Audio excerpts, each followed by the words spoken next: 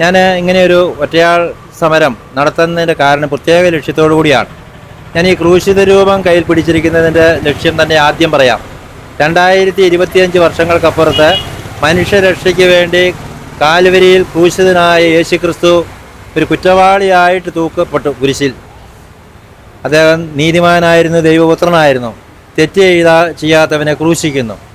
ആ ഒരു വലിയ സന്ദേശം ഈ ലോകത്തിൽ ഇന്നും നടന്നുകൊണ്ടിരിക്കുകയാണ്. നമുക്കറിയാം, ഈ യേശുവിന് പിന്നാലെ പോയ സമർപ്പിത സഹോദരികളെ ഛത്തീസ്ഗഡിൽ നമ്മൾ പത്രമാധ്യമങ്ങളിലൊക്കെ അറിഞ്ഞതാണ്. അവർ രണ്ട് ഒരു കുറ്റവും ചെയ്യാതെ നന്മ മാത്രം ചെയ്ത് ചുറ്റി നടന്ന യേശുവിനെ പോലെ പ്രവർത്തിച്ച് അവരെ കുറ്റാരോപിതരാക്കി, അവരെ കുറ്റവാളികളാക്കി, അവരുടെ പേരിൽ പലവിധ തിന്മകളും കെട്ടിച്ചമച്ച് അവരെ ജയിലിലടച്ചു. 8-9 ദിവസമായിട്ട് അവർ ജയിലിലാണ്.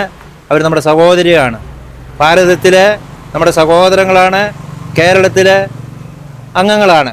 അവർ ചെയ്ത ഈ പ്രവർത്തനങ്ങളെ ഈ രീതിയിൽ അവരോട് പെരുമാറിയതിൽ പ്രതിഷേധിക്കുന്നതിന് വേണ്ടിയാണ് ഞാൻ ഇതുപോലെ ഒരു ക്രൂശിത രൂപം കയ്യിൽ പിടിച്ച് ഇങ്ങനെ ഒരു ഒറ്റയാൾ സമരം നടത്തുന്നത്.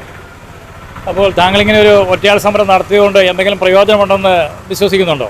തീർച്ചയായിട്ടും. നമുക്കറിയാം, ആ സിസ്റ്റർമാർക്ക് ജാമ്യം ലഭിച്ചു. പക്ഷേ ഭാരതത്തിലെ സാർ ഈ ബോർഡ് ശ്രദ്ധിച്ചെങ്കിലൊരു കാര്യം മനസ്സിലാകും. ഭാരതത്തിൽ ഇന്ന് ന്യൂനപക്ഷങ്ങൾക്ക് മേൽ അതിക്രമങ്ങൾ വർദ്ധിച്ചു വരികയാണ്.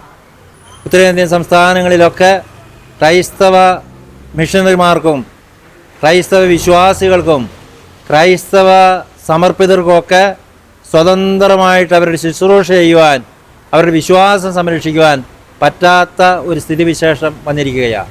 ഞാൻ ഇന്ത്യയുടെ പ്രധാനമന്ത്രിയോടൊരു ചോദ്യം ചോദിക്കുക, ഈ കുരിശ് കൈപ്പിടിച്ചുകൊണ്ട്. ഞാൻ ഈ കുരിശും കൈപ്പിടിച്ചുകൊണ്ട് കേരളത്തിൻ്റെ ഒരറ്റത്ത് നിന്ന് ഭാരതത്തിൽ അങ്ങോളം ഇങ്ങോളം ഞാൻ നടന്ന് നീങ്ങിയാൽ എനിക്ക് സ്വതന്ത്രമായിട്ട് നടന്നു നീങ്ങാൻ പറ്റുമോ? പറ്റിയല്ല, തടയപ്പെടും. അങ്ങനെ ഒരു ജനാധിപത്യ മതേതര രാഷ്ട്രത്തിൽ ഇങ്ങനെ തടയപ്പെടുകയാണ് എങ്കിൽ ഇതൊരു മതേതര രാഷ്ട്രമല്ല. മറ്റൊരു ചോദ്യം, ഞങ്ങളുടെ വൈദികർക്ക്, ഞങ്ങളുടെ സമർപ്പിതർക്ക് അവരുടെ തിരുവസ്ത്രങ്ങൾ അണിഞ്ഞ് ശുശ്രൂഷ ചെയ്യുവാൻ ഒരു ദേശത്തു നിന്ന് മറ്റൊരു ദേശത്തേക്ക് കടന്നു പോകാൻ സാധിക്കുമോ? ഒരിക്കലും പറ്റിയില്ല. ആശങ്കയില്ല, ഭീതിയില്ല ഇന്ന് ഈ മിഷണറിമാർ ഉള്ളത്, വിശ്വാസികളും.